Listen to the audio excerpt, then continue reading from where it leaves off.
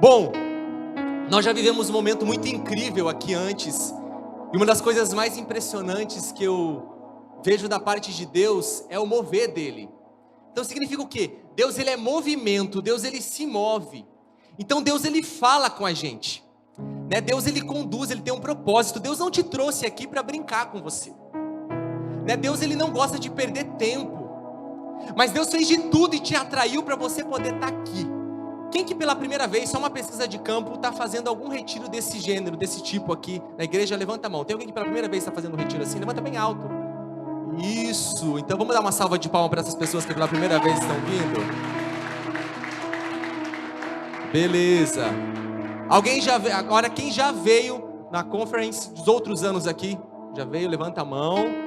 Ótimo, uma salva de palmas para essas pessoas.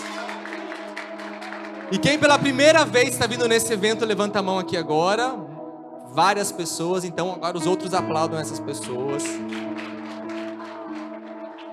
Por quê? Você que pela primeira vez está fazendo um encontro desses, que já veio e voltou, ou pela primeira vez está vindo, você aceitou o convite da parte de Deus. E deixa eu te dizer, Deus, ele leva muito em consideração isso. Então se você tiver o teu coração muito aberto, se você rasgar o teu coração, eu te garanto que você não vai arrepender. Gente, são menos de 2 dias que nós vamos ter, mas eu garanto para você que é tempo suficiente para Deus fazer aquilo que Ele quer fazer em você, amém? Então creia, se abra, escancare o teu coração, eu te garanto que você não vai se arrepender, porque Deus tem muito a fazer em mim e a fazer em você. Quero começar esse momento perguntando algo. Você não precisa levantar a sua mão, você só vai fazer uma constatação. Não, primeira pergunta, você vai levantar a mão. Quem aqui já se apaixonou? Em algum momento da vida, levanta a mão. Que já ficou apaixonado assim, levanta a mão, levanta. Eu já me apaixonei, por isso eu levantar a mão. Tem gente que nunca se apaixonou na vida. Oi? Vale, paixão, se apaixonou. Não, volta, não. Antes dele, alguém que se já apaixonou por outra pessoa. Literalmente, humanamente. Eu já me apaixonei. Tem alguém aqui que está apaixonado? Não precisa levantar a mão para não se entregar. Nossa, que bom, sinceridade, é bonito. Tá bom, vamos lá. Quem está aqui apaixonado no status atual? Agora levanta a mão. Muito bem, que bom.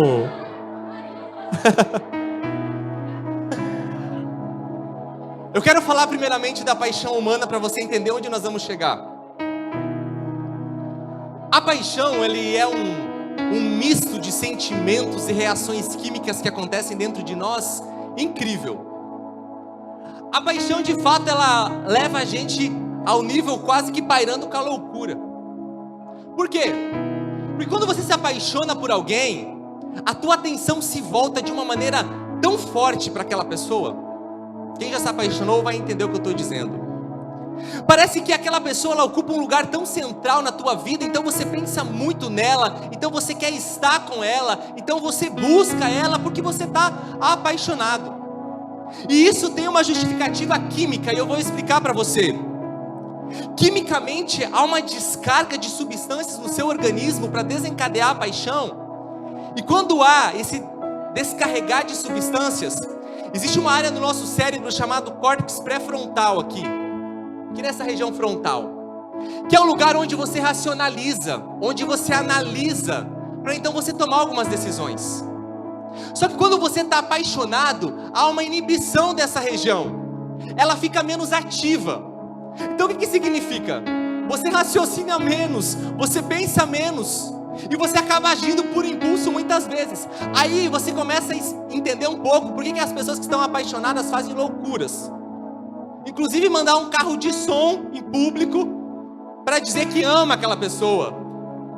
Aquela pessoa que não tem vergonha, porque quando ela encontra a pessoa pela qual ela está apaixonada, né, ela fica com cara de bobo, de boba. Porque de fato há um impacto químico dentro da pessoa, porque ela está apaixonada. E olha o que os estudos apontam. A paixão, ela tem um tempo de durabilidade de 6 a 2 anos. E por que a paixão não pode passar de 2 anos? Porque se ela passasse desse período, poderia realizar um colapso no seu organismo, tamanho a descarga de substância que acontece. Isso é química. Tiago, por que você estudou tudo isso? Porque um dia eu me apaixonei e eu achei que eu estava ficando louco. E eu falei, o que está acontecendo comigo? E aí eu fui a fundo e fui entendendo melhor e dizendo, meu Deus, de fato a paixão mexe com a minha cabeça. De fato a paixão, ela nos leva a fazer loucuras e a cometer loucuras. E aí, não precisa levantar a mão para você não se entregar. Quem sabe você já tenha feito alguma loucura de amor por causa de alguém porque você se apaixonou. Quem sabe você já cometeu uma coisa que depois que passa a paixão, você fala, cara, eu não acredito que eu fui tão burro, meu Deus do céu, que mico que eu paguei. Eu não acredito que fiz isso, não é? Ai, Tiago, como é que você fez isso? E tem gente que se apaixona e porque não quer perder aquela paixão e não quer perder aquela pessoa, faz literalmente loucuras das quais depois você se arrepende. E com certeza eu e você em algum momento fizemos algum tipo de loucura por causa de uma paixão e de um amor. Mas existe uma loucura que foi feita. Existe uma loucura de alguém que foi capaz de chegar ao extremo que eu e você nunca vamos conseguir entender apenas pela lógica. Mas que foi tão louco, tão louco, tão louco, tão louco, tão louco, mas tão louco, mas tão louco, mas tão louco de amor que ele foi capaz não apenas de mandar um carro de som para dizer que te amava.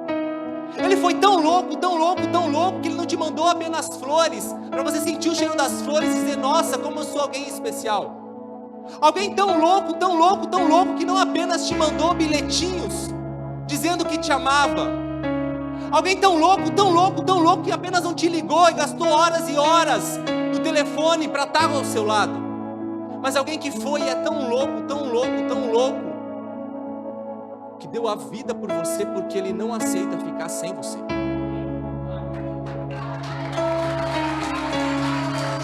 Ele não consegue cogitar a possibilidade de ficar sem você. E eu sei que você já entendeu, e você já compreendeu o que eu estou querendo dizer. Mas eu quero que você entenda agora, numa nova ótica, o que isso significa.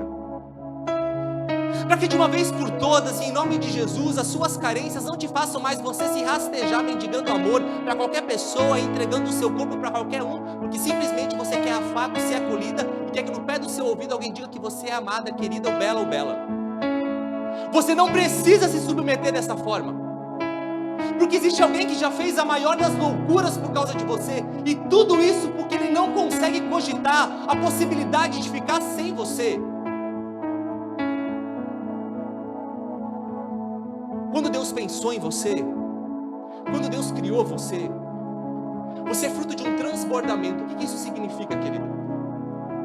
O amor dele é tão excessivo, o amor dele é tão louco, que ele não conseguia conter dentro de si.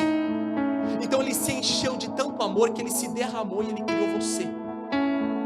Aí, Tiago, você vai falar, mas ele criou tanta coisa. Ele criou o céu, ele criou a terra, ele criou o mar, ele criou os animais, sim, mas ele criou tudo isso porque ele estava pensando no ápice da criação dele, que é você. Ele pensou em tudo isso, sabe por quê? Porque ele estava pensando para quem que ele ia dar tudo isso. Ele criou tudo isso porque ele estava pensando quem iria administrar tudo isso e quem teria o domínio de tudo isso. Por isso você estava ocupando os pensamentos de Deus desde toda a eternidade. E o plano dele é que eu e que você estivéssemos unidos em uma comunhão perfeita com ele, onde nós podíamos contemplar a face dele. Como nos diz em Gênesis, como Adão e Eva, e eu e você somos representados nele, temos a possibilidade de caminhar no jardim, de ouvi-lo, de percebê-lo, em um lugar de plena felicidade e realização. Eu sei que é muito difícil a gente cogitar a possibilidade disso, porque hoje nós estamos no meio de um mundo de dores, de sofrimento, de padecimento, então é muito difícil a gente cogitar que existe um lugar como esse. Mas eu sei que na sua alma, como na minha alma, existe algo que está nos dizendo, existe algo maior. Existe algo maior. Tiago, mas existem catástrofes, e vocês acabaram aqui tristemente passando por muitas catástrofes. Quem sabe de amigos, parentes, familiares, e o Brasil inteiro viu. E saindo daqui em tantos outros lugares, então você começa a se perguntar, meu Deus do céu, o que está acontecendo com o mundo? O que vai acontecer com esse mundo? O que está acontecendo com as pessoas? Mas lá no fundo, bem lá no fundo, existe uma voz que está dizendo, mesmo que você não consiga perceber, mas ela insiste comigo e com você dizendo, ei, existe algo maior do que isso aqui. que eu preparei para você. E que eu encho o teu coração de esperança. No mundo havereis de ter tribulações, ele disse, mas ele mesmo também falou, mas coragem, porque eu venci esse mundo. E eu reconquistei a possibilidade de você entrar no lugar do qual você já não merecia mais, porque o pecado entrou no mundo. O plano original de Deus sempre foi esse. Como é o seu nome? Rafael, de ter você junto dele, com ele.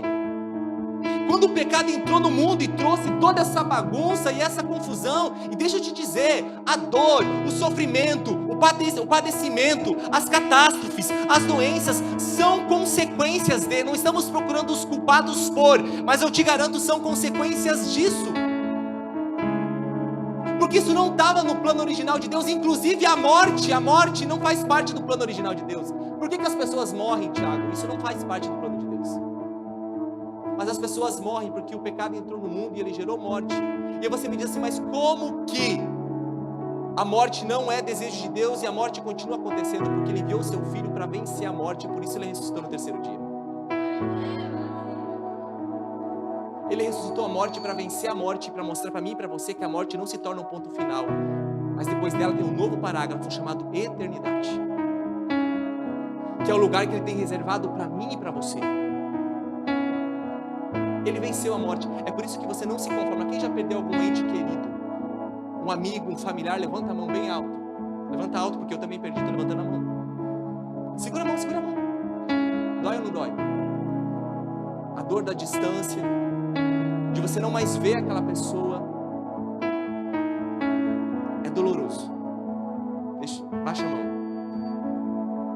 Mas deixa eu te dizer, é compreensível que você não se conforme com ela, porque você não foi criado para a morte. Então Jesus, ele vem, ele vence a morte, inaugura um novo tempo e te dá acesso para que você entre novamente na comunhão. Aquilo que o Gabriel disse antes aqui. E te possibilita estar com ele e viver nele, para ele. Porque aqui não é o fim. E é por isso que esse Deus que não cansa de amar e que nos persegue, não desiste de nós. Eu quero confirmar essa moção que o Gabriel disse. Há um tempo atrás, não muito tempo atrás, eu estava me sentindo, desculpa o termo, uma bosta. Eu tinha vacilado muito, eu tinha errado demais. Eu disse, eu não acredito que eu cometi esses erros de novo. Eu estava me sentindo muito mal e no meu coração eu já havia desistido de mim mesmo. Quando eu digo desistir de mim mesmo, eu falo, Tiago, você não tem jeito, se conforme que você é assim. E aí eu me lembro que eu parei na beira de um muro, assim, olhei para o céu com uma oração muito sincera com Deus, dizendo para Deus, Deus, não tem jeito, não adianta. Aí eu ouvi uma voz lá dentro que me disse assim, tudo bem você escolher desistir de si, mas não me obrigue a fazer isso, porque eu não desisto de você. Eu não desisto de você. E mais, eu não aceito te perder. Deus, ele não aceita perder você. E ele cometeu muitas loucuras, porque o amor dele não foi apenas aquele demonstrado na cruz. Ele continua louco de amor por você. E se os meus olhos e os teus olhos se abrirem para isso, você vai perceber. E de uma vez por todas, você não vai mais ter o direito de dizer que não é amado ou é querido por alguém. Porque o Deus Criador do céu e da terra, que fez todas as coisas, ele não pensa de maneira coletiva, ele te vê de maneira individual. Quer ver a continuação da loucura dele? Pega comigo a palavra em 2 Coríntios capítulo 5.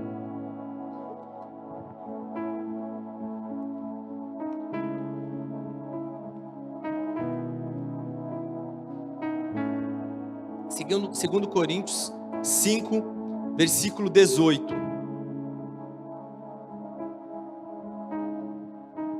Amém? Quase. 2 Coríntios 18. Vamos lá que o relógio não para. Versículo 18. Se você não trouxe a Sagrada Escritura, cola na pessoa que está aí do seu lado. Se a pessoa do seu lado também não tem, diga assim: saindo daqui eu vou comprar uma Bíblia urgentemente. Na loja inclusive tem. Na loja tem. Porque como é que você quer trilhar um caminho de felicidade se você não busca no livro da felicidade? Né? Então vamos lá. Invista aí, é baratinho. Diz assim, 2 Coríntios 5:18. Presta atenção. Tudo isto vem de Deus, que nos reconciliou consigo por Cristo e nos confiou o ministério da reconciliação.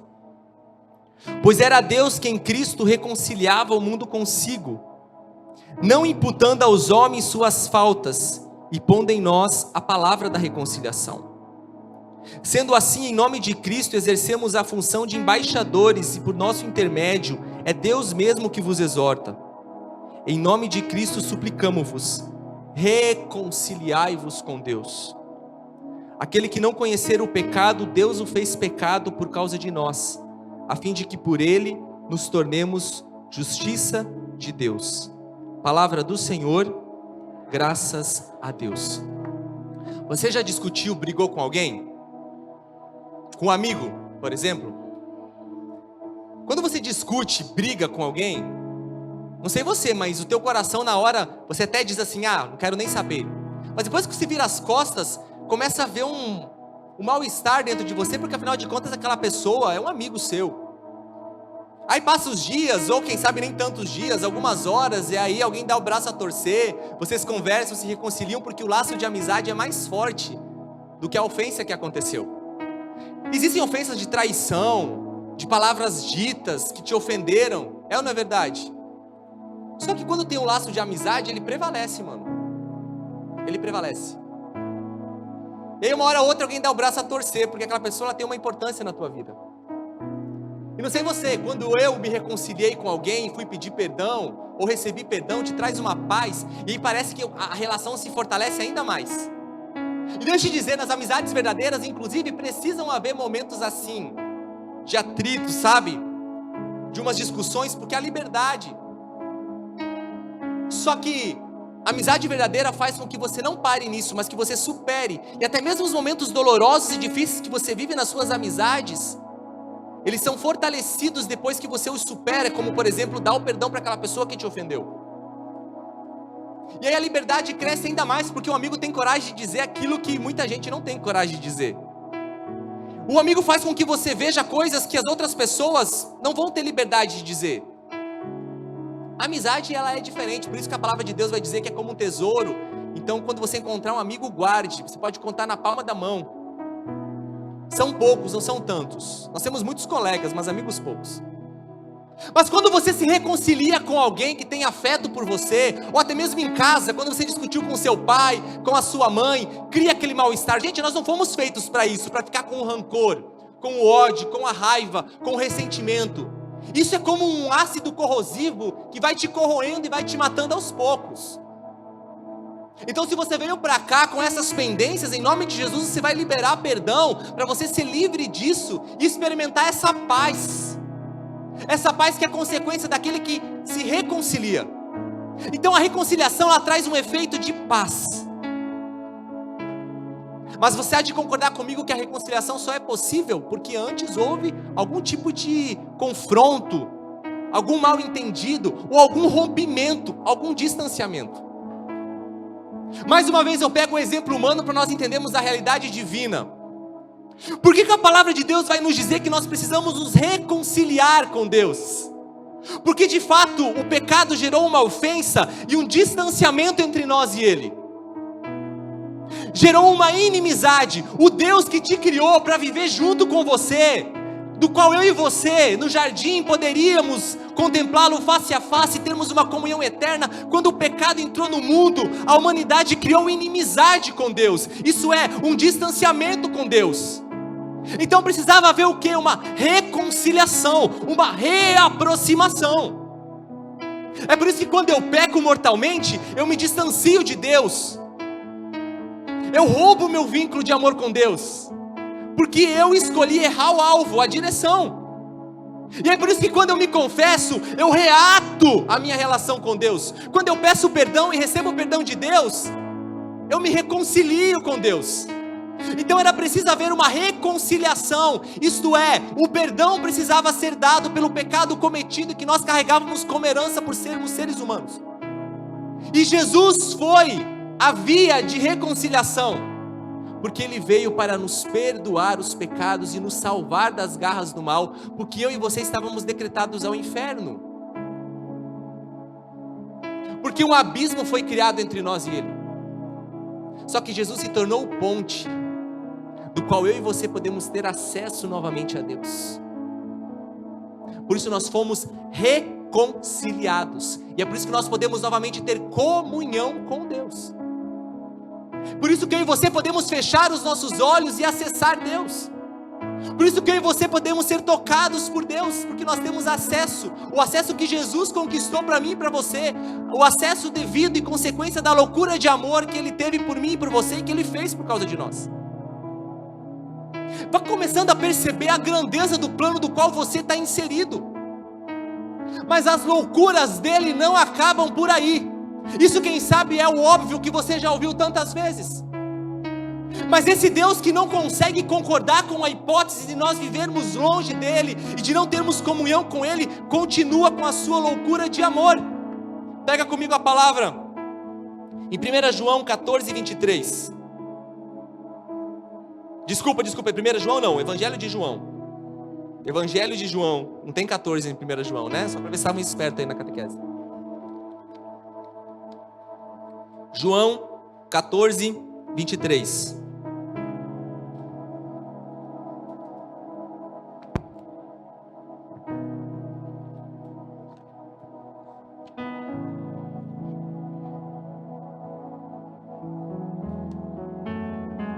Amém? É mais fácil, né? João 14, 23.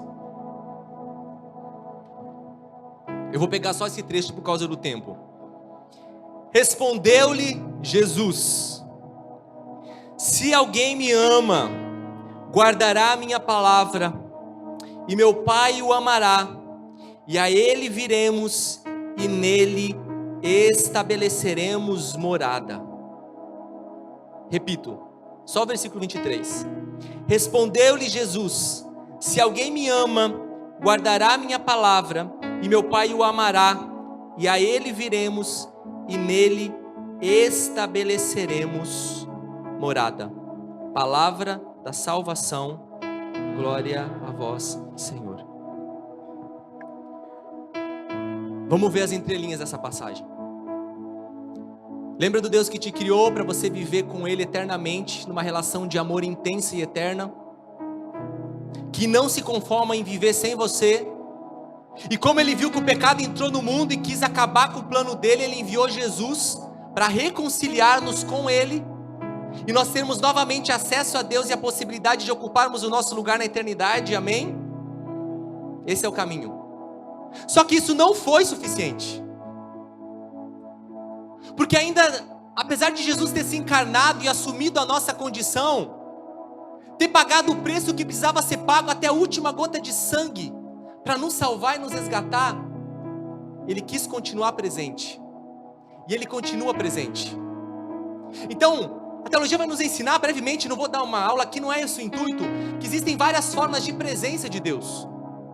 Você consegue perceber a presença de Deus na criação. Tudo que você vê revela a Deus, porque o autor, como um bom autor, deixa a sua assinatura em tudo aquilo que ele faz. Por isso existem coisas que você vai entender sobre si mesmo quando você contempla, por exemplo, a natureza e a criação, porque Deus deixou a sua assinatura no que Ele criou. Esse é um tipo de presença dele, chamada de presença de imensidão. Quer dizer que Ele está na imensidão de tudo que foi criado. Existe um outro tipo de presença, que para mim é uma das mais loucas, porque Jesus veio à terra, Ele se encarnou, Ele subiu aos céus, Ele disse que precisava subir porque precisava enviar o Espírito, mas antes dele subir, Ele disse: eu quero ainda ficar mais próximo deles. Como se não bastasse Cristo se encarnar e assumir a nossa condição, Ele disse: eu quero estar com eles. Então o que Ele fez? Por ser Deus, Ele tem esse poder, eu me transformo em pão para que eles possam me triturar na boca e eu adentrar e tocar a alma deles. Começa a pensar o que é loucura e aí você vai ver realmente o que uma pessoa louca de amor por você é capaz de fazer por você. Ele já deu o seu corpo na cruz, mas agora Ele quer dar o seu corpo para que você se alimente dele. Então o que você está recebendo não é um pão abençoado. O que você está recebendo não é uma representação. O que você está recebendo é o corpo dele, que passa pelo processo chamado transubstanciação, nome complicado, mas que diz, ele tem o poder. Por isso quando você comunga, você está recebendo Cristo na sua alma e divindade, e Ele toca você. Você imagina que o Filho de Deus, que criou o céu e a terra, que não pecou, que se encarnou, que ressuscitou, que curou, que libertou, que morreu, mas ao terceiro dia ressuscitou. Ele escolheu ser pão para que os seus dentes triturem Ele, para que Ele fique mais perto de você. Você não vai mais comungar do mesmo jeito, em nome de Jesus. Porque Ele entra dentro de você, aí você percebe, mas por que eu não sinto, por que eu não percebo os efeitos? Porque você e eu não cremos o suficiente. Porque aqueles que creem, como é seu nome? Manuela, feche seus olhos. A hora que você sentiu te tocar, você diga amém, tá bom?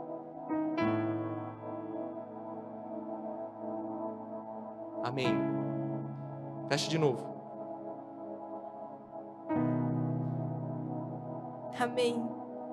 Você está sentindo eu te tocar fisicamente. Quando você comunga, Cristo te toca fisicamente.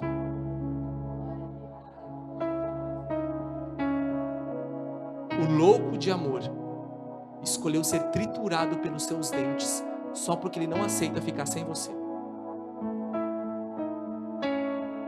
Nessa boca aqui, ó, eu vou falar da minha, não da sua. Dessa boca que diz palavras vãs muitas vezes, que calunia. Dessa boca que come um monte de besteira, inclusive. Ele escolheu passar por essa boca, entrar pelo seu sistema digestivo e ser absorvido pelo seu corpo, porque Ele não aceita ficar longe de você, Rafael.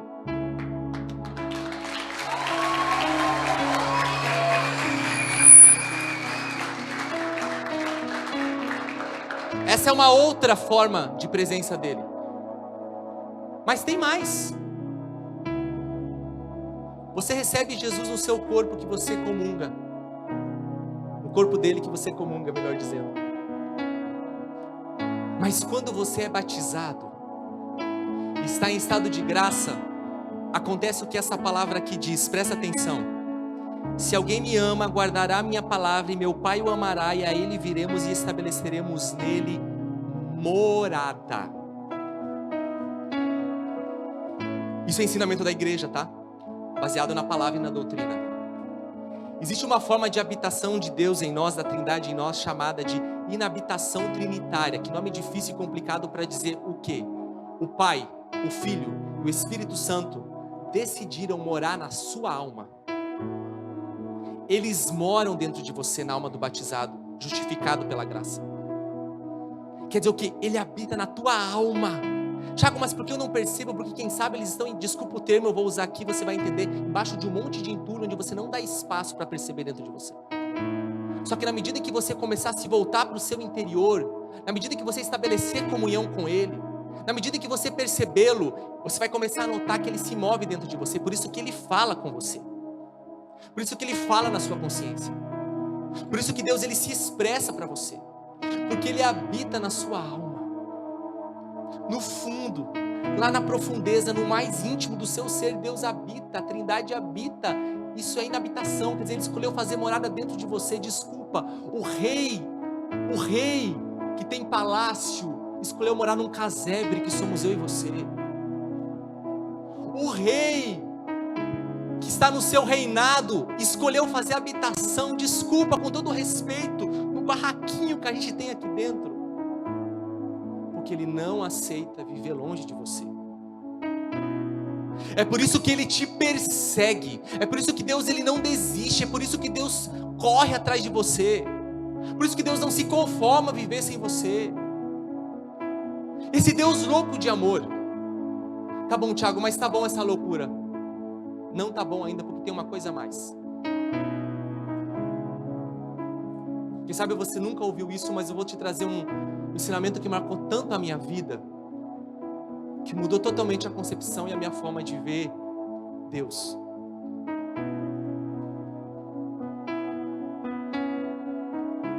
Por que Cristo veio à Terra? Por que Ele se fez homem?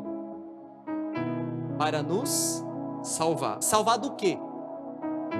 Do pecado. Ok? Então quer dizer que o motivo de Cristo vir ao mundo foi porque nós estávamos correndo um risco de morte. E Ele precisava nos salvar. Beleza. Então o pecado é o motivo de Cristo ter vindo à Terra? Também, mas não só. Por que o pecado entrou no mundo? Porque o homem desobedeceu a Deus.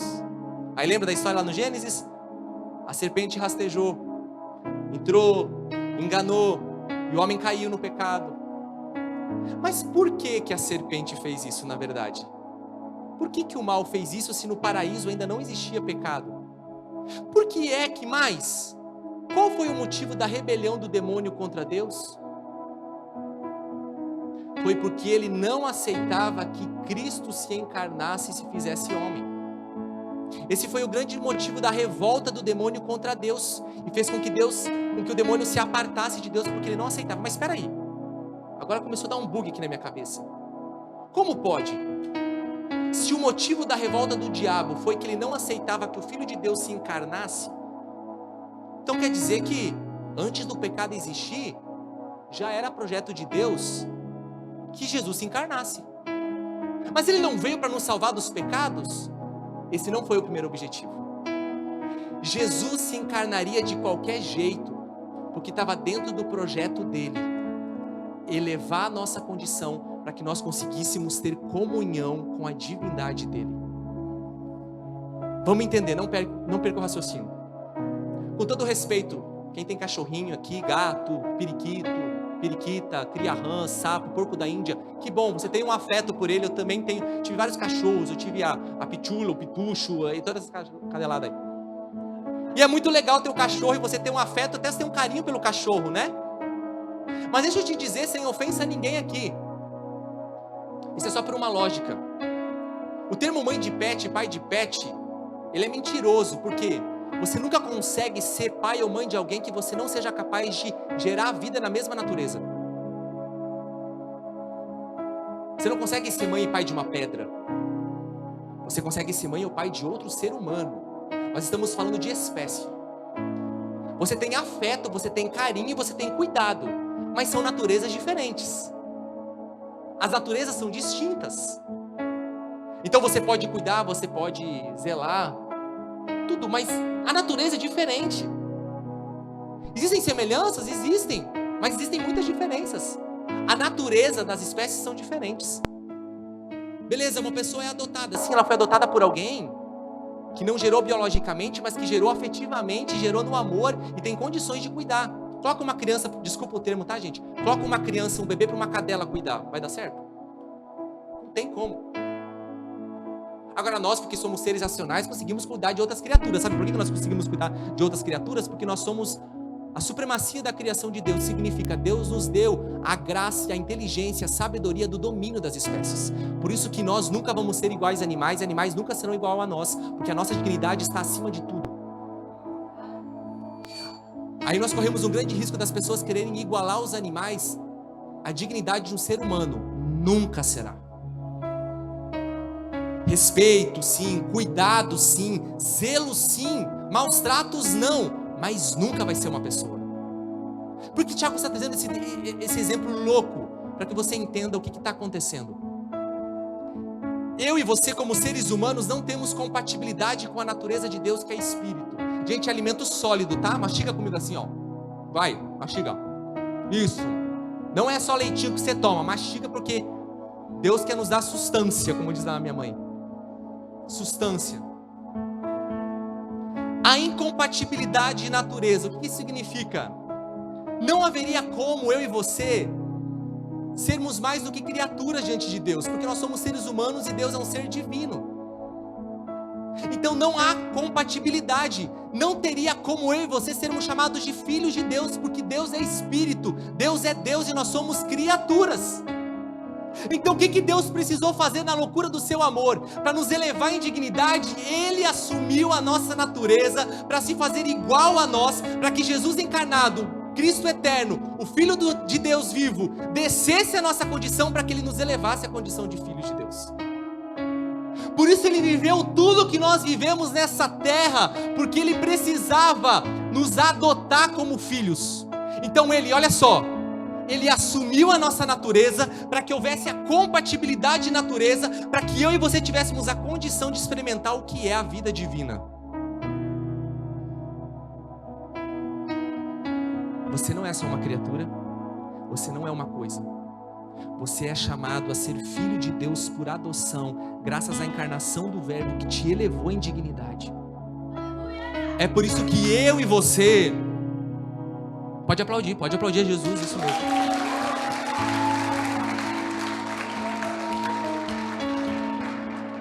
Aí agora você vai entender por que um santo se torna santo. Um santo foi uma pessoa muito perfeitinha que não errava. Não, não é sobre isso. Um santo é aquele que de tal forma foi tomado pela presença de Deus na sua alma, de tal forma levou a sério e deixou Deus ocupar, a Trindade ocupar o seu ser, que ele pôde chegar ao ponto de dizer, não se trata mais de um ser humano, mas é Deus que está vivendo nele. Isso é a vida divina em nós. É um plano muito elevado, é um plano muito alto. É por isso que você identifica um santo não porque ele é uma pessoa boa e que humanamente fez muitas coisas, é porque Deus age nele, através dele, transforma ele e eleva ele para aquele plano primeiro e original, que é colocar no patamar de filhos de Deus. Então Deus, ele quer viver em você, ele quer compartilhar da perfeição dele com você, da plenitude do amor dele com você, ele quer estar com você, ele quer que você experimente o que significa conviver com a Trindade, o Pai, o Filho e o Espírito Santo. Olha a loucura de Deus. Isso se chama deificação. Não estranha a palavra, é o endeusamento do homem. Significa o quê? Deus vive no homem e eleva a sua dignidade. E você se torna filho do Deus Criador do céu e da terra. É por isso que a Trindade habita dentro de mim e de você. Porque Ele quer que você viva a comunhão profunda com Ele e a vida dele em você. Ter acesso a Ele, ter comunhão com Ele, ter intimidade com Ele. Então isso não é privilégio para o seu santo de devoção, isso é convite para você, para mim. A gente precisa querer, a gente precisa se abrir, a gente precisa desejar, e a gente precisa permitir que isso aconteça, porque Ele quer que nós estejamos nele.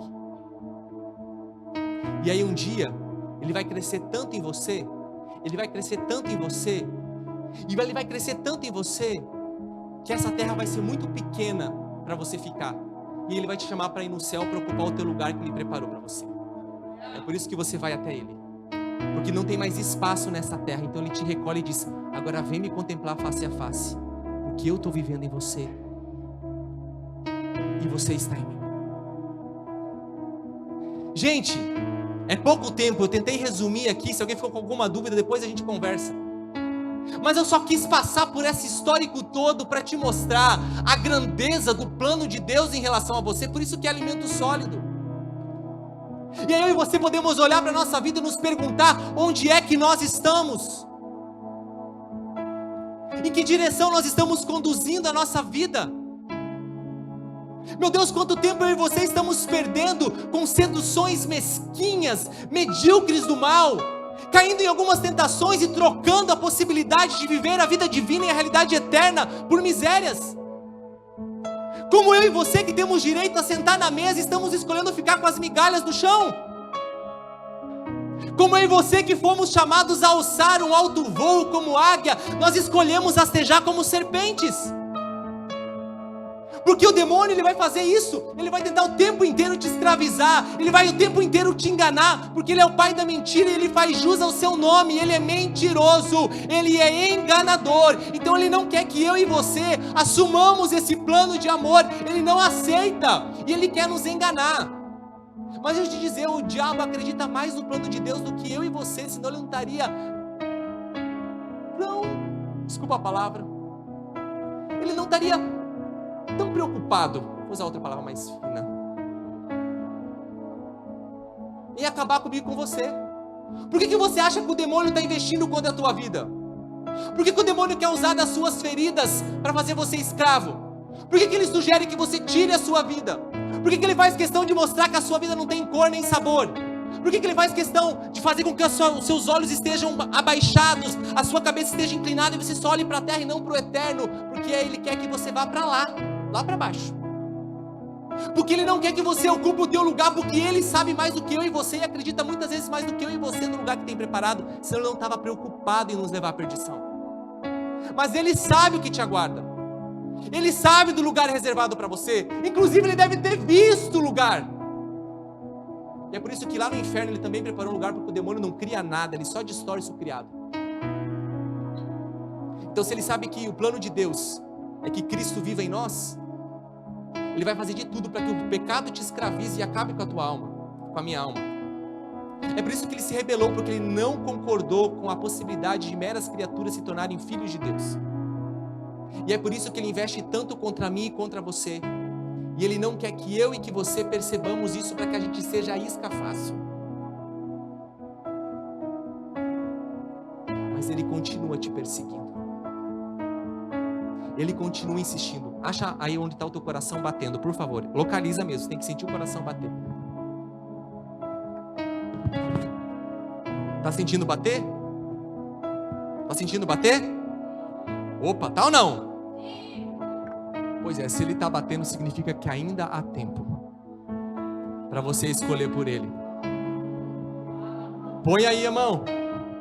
Eu quero que você sinta o teu coração bater. E se não estiver batendo, alguém levante a mão. E aí triste porque a conferência vai virar em velório. Em nome de Jesus, repreendemos. Sinta teu coração bater. Feche os seus olhos no seu lugar. Você acha que Deus ele criou as coisas por acaso? Não, ele deixou várias assinaturas e várias marcas. E uma delas ele fez questão de que seu coração batesse constantemente. Sabe por quê? Feche seus olhos, para que você não esqueça. E guarda isso com você. Todas as vezes que você achar que não está sendo visto por ninguém, todas as vezes que você achar que foi esquecido por todos ou todas, todas as vezes que você achar que não é amado por alguém, coloca a sua mão no teu coração e escute o que ele quis imprimir no seu interior, dizendo: te amo, te amo, te amo, te amo, te amo, te amo, te amo, te amo, te amo, te amo, te amo, te amo, te amo, te amo, te amo, te amo, te amo, te amo, te amo. O teu coração não bate por acaso. Agora abre os seus olhos e segura a mão no teu coração. E aí você vai dizer assim: mas Thiago, aí quando o meu coração parar de bater, significa que ele deixou de me amar? Não, quando o teu coração parar de bater, ele vai olhar nos teus olhos face a face na eternidade, e vai continuar te dizendo: te amo, te amo, te amo, te amo, te amo, te amo, te amo. Porque o que ele mais sabe fazer é te amar. Ele não desiste de você.